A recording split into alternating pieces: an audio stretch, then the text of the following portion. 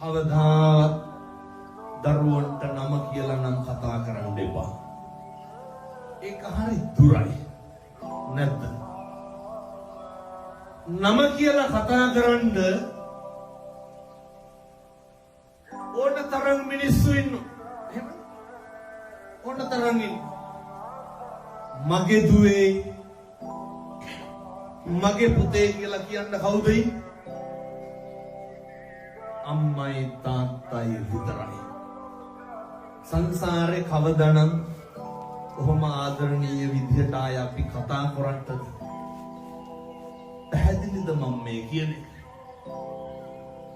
එක පුරුදු වෙන්න පෙර පිනට කතා කරන්න හම්බෙච්ච ඔය කටින්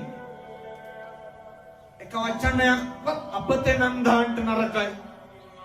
අපතේ දාන්න එපා. අද ගිහින් පුරුදු වෙන්න.